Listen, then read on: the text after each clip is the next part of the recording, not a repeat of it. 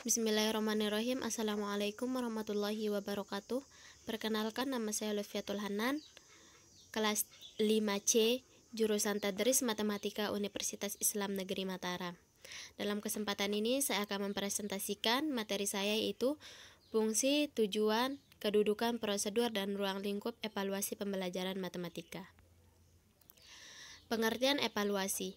Evaluasi dapat diartikan sebagai penentuan kesesuaian antara tampilan dengan tujuan-tujuan. Hal yang dievaluasi adalah karakteristik-karakteristik dari siswa dengan menggunakan suatu tolak ukur tertentu. Karakteristik-karakteristik tersebut adalah tampilan siswa dalam bidang kognitif yang menyangkut pengetahuan, intelektual, dan akal. Dalam bidang afektif yang menyangkut sikap, minat, motivasi, dan emosional, dan psikomotorik yang menyangkut keterampilan, gerak, dan tindakan.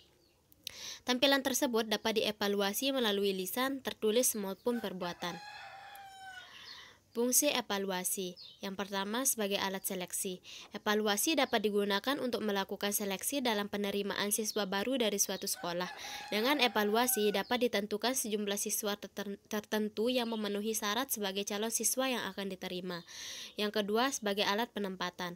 Sekelompok siswa yang mempunyai hasil evaluasi yang sama ditempatkan pada kelompok yang sama pula.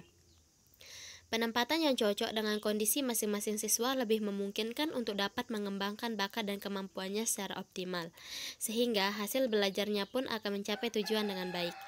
Yang ketiga, sebagai alat diagnostis. Evaluasi dapat digunakan untuk mendiagnosa kesulitan belajar siswa, yaitu mengetahui letak kelemahan dan kebaikan siswa dalam penguasaan setiap konsep matematika yang telah diajarkan. Tujuan evaluasi. Dalam fungsi evaluasi tersebut didapatkan sebuah tujuan dari evaluasi, yaitu untuk mendapatkan calon siswa pilihan yang cocok dengan suatu jurusan dan jenjang pendidikan tertentu. Untuk mengetahui seberapa jauh hasil yang telah dicapai dalam proses pendidikan yang telah dilaksanakan. Apabila hasil yang dicapai belum sesuai dengan yang diharapkan, perlu dicari faktor penyebab yang menghambat tersebut. Selanjutnya dapat dicari jalan untuk mengatasinya.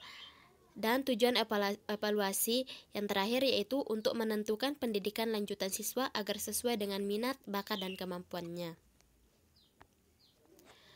Kedudukan evaluasi. Kedudukan evaluasi dalam kegiatan belajar mengajar berada sebelum, selama, dan sesudah kegiatan belajar berlangsung. Sebelum kegiatan belajar mengajar berlangsung, evaluasi dilakukan oleh pihak sekolah, terutama guru.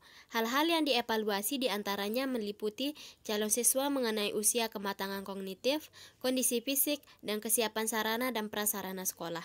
Pelaksanaan evaluasi bisa melalui tes tertulis, lisan, perbuatan, ataupun dengan pertimbangan melalui pengamatan atau observasi. Sesudah kegiatan belajar mengajar berlangsung, dapat dilaksanakan evaluasi terhadap pencapaian hasil belajar siswa, baik individual maupun kelompok. Dari hasil evaluasi tersebut dapat diketahui kelemahan dan kelebihan siswa dalam memahami konsep-konsep yang telah dipelajari.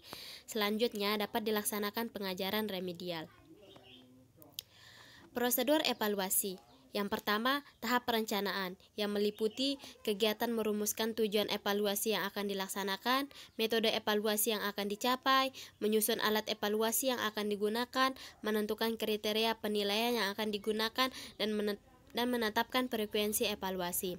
Yang kedua, tahap pengumpulan data yang meliputi kegiatan pemeriksaan hasil dan pemberian skor. Tahap verifikasi data meliputi kegiatan pengelompokan skor menurut tinggi rendahnya, jenis kelamin, atau hal lainnya yang sesuai dengan tujuan pengelompokan tersebut. Yang ketiga, tahap analisis data yang meliputi kegiatan pengolahan data dengan menggunakan teknis analisis statistik atau analisis non-statistik. Dan keempat, yaitu tahap penafsiran terhadap hasil evaluasi bisa berupa pernyataan atau keputusan yang diungkapkan dengan kata-kata baik, cukup, buruk, tinggi, rendah, sedang, lulus, tidak lulus, dan lain-lain. Ruang lingkup evaluasi. Objek evaluasi adalah segala sesuatu yang menjadi titik pusat pengamatan evaluasi, yaitu masukan atau input, proses, dan keluaran atau output. Masukan atau input, calon siswa yang akan dibentuk menjadi manusia dewasa yang berpribadi utuh merupakan subjek didik dalam kegiatan belajar mengajar. Karakteristik siswa sebagai masukan dalam proses belajar mengajar yang dievaluasi menyangkut 4 hal, yaitu kemampuan, kepribadian, sikap, dan inteligensi. Yang kedua, proses. Proses berkenaan dengan pelaksanaan kegiatan belajar mengajar di kelas. Unsur-unsur yang terlibat dalam proses tersebut adalah kurikulum, materi pelajaran, pendekatan dan metode, cara menilai, sarana dan media, sistem administrasi, guru, dan personal lainnya. Untuk mengevaluasi proses dalam matematika bisa dilakukan dengan penyajian soal tertulis tipe uraian atau IC. Yang terakhir, keluaran atau output.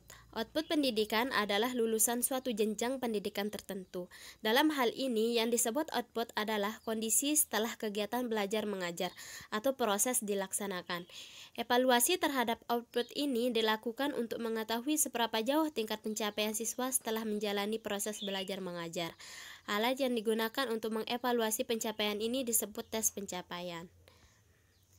Mungkin hanya ini yang bisa saya sampaikan, kurang dan lebihnya mohon maaf. Sekian, assalamualaikum warahmatullahi wabarakatuh.